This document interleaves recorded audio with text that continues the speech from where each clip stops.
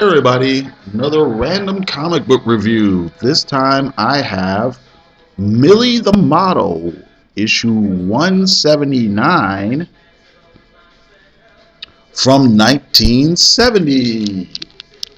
So, oh, okay.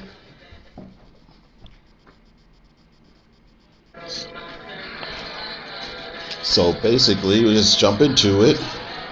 First, we have an ad, catalogs of novelties. It's a new catalog of novelties for only 10 cents. And the novelties you can get are a real folding quarter. You can also get a telescope. You can get a pocket radio. Okay. But the first story here is Millie the Model, Dizzy Doings at the Discotheque. And so here's Millie. She's the blonde lady. And her friends Chili and Daisy. And here, and the credits are by, if you can read it, Stan Lee and Stan G.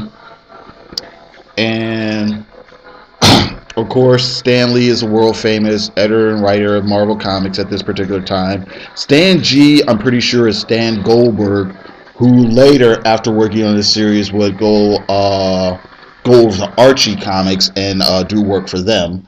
But basically, Millie's dancing around and she tells her friends that she and her boyfriend Clicker have tickets to go to the discotheque. So there's the disco deck, and here's the doorman. If you look closely, he's wearing sandals because I guess it's sort of hippie discotheque. And Clicker is friends with the manager, and the manager says, I gotta run an errand. Can you just run things for me while I'm gone? Okay, so everybody's doing their thing. And then, okay, there's a little bit of ruckus. So Clicker comes over to break up the ruckus. But he gets in the middle of the fight. And then, while he's kind of knocked out and dizzy, things get a little bit more wilder and out of hand.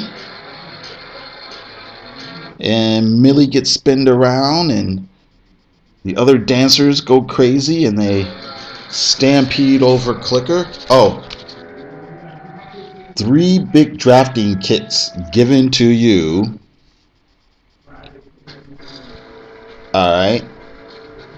Now I'm going to bring something up about this.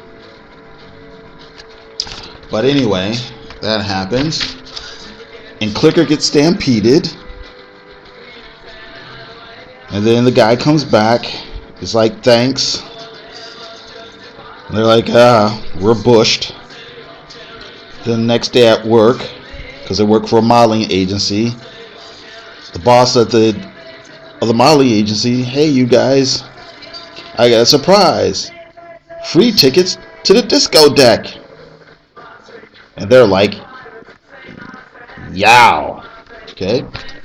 Alright, this page we get some fashion layouts. Millie the Model's pants for day and night. Okay.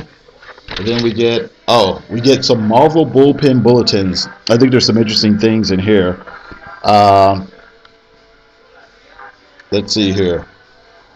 One thing that's really interesting is down here where it says item.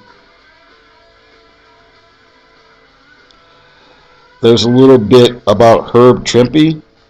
And basically this article or this little item talks about how Herb Trimpe has taken over the Incredible Hulk, and they keep getting letters from fans saying that they should replace Herb Trimpe.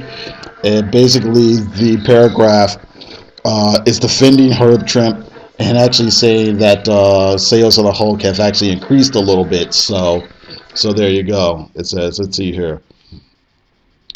Blah, blah, blah, blah, blah, blah, blah. There are a handful of anti-Trumpites who keep bombarding Stan's desk with letters demanding that we get a new artist to draw old Greenskin, claiming that even Irving Forbish could do a better job. If they were writing Fantastic Four, we'd swear they were Yancey Streeters. But the odd thing is this: we think Herb's one of the greatest additions to our stupefying staff since Raquel Welch. No, Norman, she isn't working here. Calm down. And the Hulk sales have been climbing ever since. Ever since HT got his clutching little claws around a paintbrush. We had a point we were trying to make, but ever since mentioning Raquel, there seems to have slipped our minds. Oh well, we've run out of room here nowadays. Alright, and then here's the Mighty Marvel checklist. And there's an ad for a shower of towers.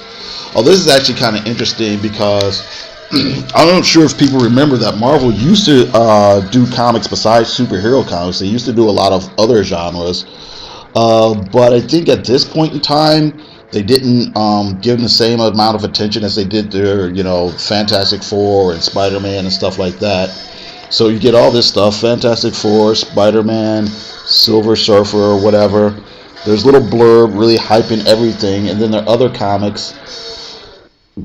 They go to Rawhide Kids 74, Kid Cult 142, Millie the Model 179, Chili number 10, Mad About Millie number 8, and Our Love Story number 3.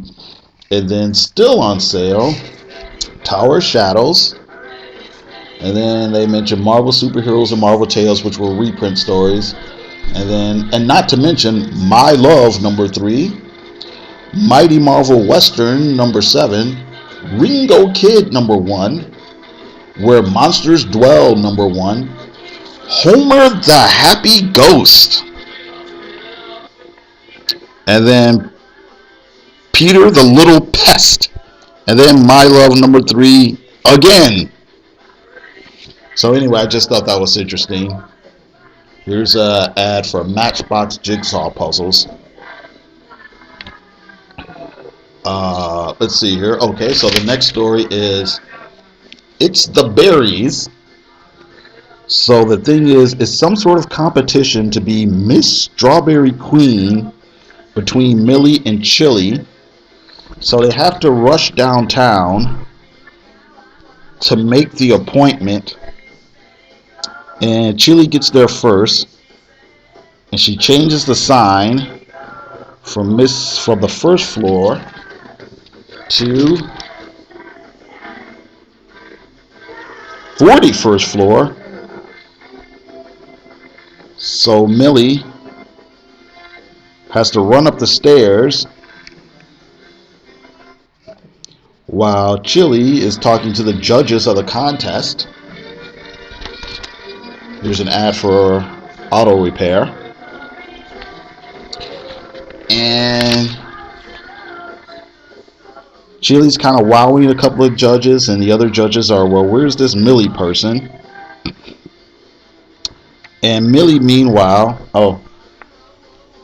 here are some hippies. This is what adults thought hippies were like back in 1970, but okay. Millie makes it up to the top floor, and it turns out it's actually the president of the company or the festival or whatever. And he's so impressed that Millie has made it up to the top floor to talk to him. He decides he's going to give Millie the prize. And Chili, because she pigged out on strawberries, all she gets is a case of the hives because she's actually allergic to strawberries. Okay, I just thought this was weird because I didn't understand what type of contest this was supposed to be. It's like, if it was a modeling gig, I get it, but all they really did was have Chili eat strawberries, And it's like, okay. Okay, here's some swinging hairdos.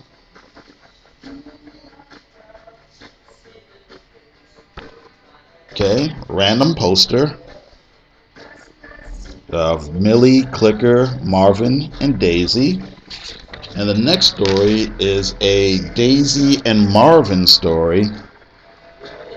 I guess Marvin was kind of the de facto Jughead-ish type character. And basically, Daisy here is trying to pressure Marvin into getting married. He's not really his thing until he finds out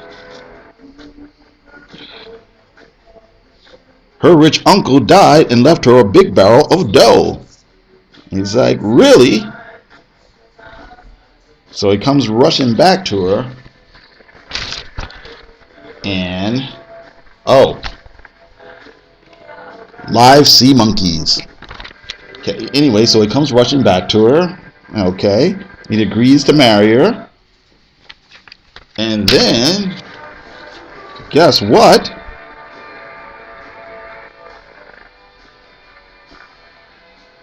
Here's that big barrel of dough. Bump, bump, bump, bump, bump.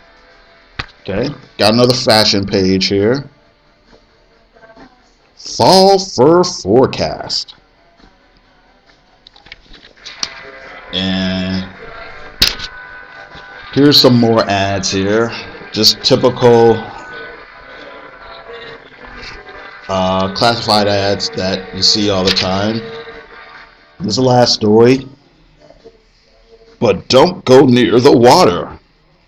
And basically this one is, they're at Millie and Daisy's apartment, and Millie and Clicker leave, but something's wrong with the sink, and so they don't want to call a plumber because they think it'll cost too much. So they think they can fix it themselves, but of course slapstick ensues. Oop. And more slapstick ensues. And yet more slapstick ensues. And then finally a real plumber shows up. Just in time. Dun, dun, dun, dun, dun, dun. And now you can finish high school at home. And then here are some muscle building tools. Oh, okay. And let's see here. Oh, and here's more art classes. You used to see these in comic books a lot. Famous art school. There used to be an ad you would see occasionally. Draw Tippy, draw Mipsy, or something like that. Draw Timmy the Turtle or whatever. But you used to always see these in older comics. Oh, I just brought up, let's see here. What did I bring this up for? Oh. 3 big drafting, 3 big drafting kits. I just brought that up because while I was trying to figure out which comic book to talk about, I almost chose this Spider-Woman comic book, right? And maybe I'll do it on another video. But this one had, this is from 1979, so it is 9 years later, and they still have, now I'm going to embarrass myself because I can't find it. Exact same ad, be a draftman, 3 big drafting kits, 9 years later, the exact same friggin' ad. It just cracks me up. But a lot of these old school comics would have the same sort of here's some more. No, these are live sea horses. These aren't sea monkeys. But these exact same classified ads, like, you know, showed up in like comics for like decades. But anyway, that's pretty much it. I wouldn't mind it if they actually kind of brought back the old Millie Model comics. I know a few years ago they tried to bring it back. I know they had like some Greg Land covers or whatever, and it really didn't catch on for whatever reason. I think beyond the, once you got past the Greg Land covers, The actual comic itself was just actually pretty bland, you know what I mean? But I think, with the right artist, clever writer, I think you could get a really good. I mean, I think it would be a good idea to make a shot to, take a shot at with, Marvel trying to expand their audience and get more of a young adult audience going and more women and things reading comics. I think it would be a good idea. So anyway, there you go. That's it. I got to thank you very much for listening, and you have a good day.